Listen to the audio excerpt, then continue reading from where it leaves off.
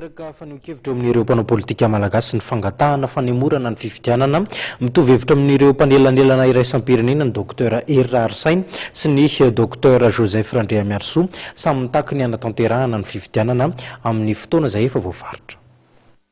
Tsy mitombina ny filazan'ny CES fa misy ny tsy azo anoharana ny fanatanterahana ny fifidianana hoy Dr Herra Arsainy, parlementaire ny CST. Ity parlementaire ity izay milaza fa tokony tanterahana amin'ny fotoana efa voatondro ny fifidianana ary tsy tokony misy intsony ny fanemorana. Ary ho an'ity mpanao politika ity dia midika fandrirarana ny vahoaka malagasy izay efa latsapaka ny fahasahiranany ny mbola isian'ny fanemorana ny fifidianana. Fifidianana izay nambarany fa dingana ny famahana ny krizy.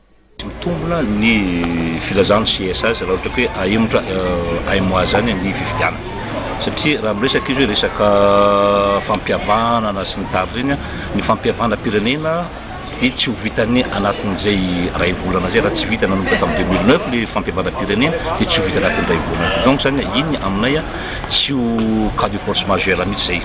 Ny cas de force majeure tsy avitana fifidianana amiko na fomba fijeriko azy dia eo amin'ny lafiny teknika ohatrany hoa voatota ny bulletin unique nefa rendrika ny sambo nitondra azy zay dia cas de force majeure ray zay.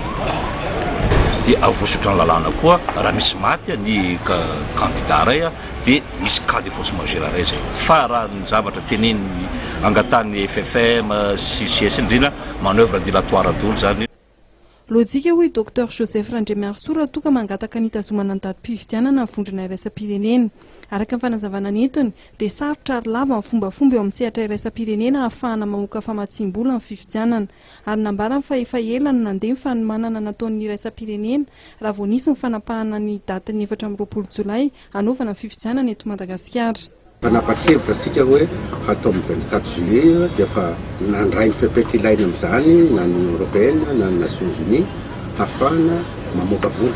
Io tsy vita moro fa fotoana lavalava no ilaina. Raha ohatra misy ny firesansika hoe ahemotra tsy mety amin'izareo zany. Ny antony maro voalohany le procédure hamana vola zay, ny faharoa ny resaka sérieux koa satria ireo communauté internationale reo tsy dia zatra le fomba azitsika paipaiky eto fa ny azo fizay dia izay no fandeha ka tsy mahagaga raha manindry mafy izy hoe tsy maintsy atao ary tokony atao 24 Jolay ny resaka fifidianana.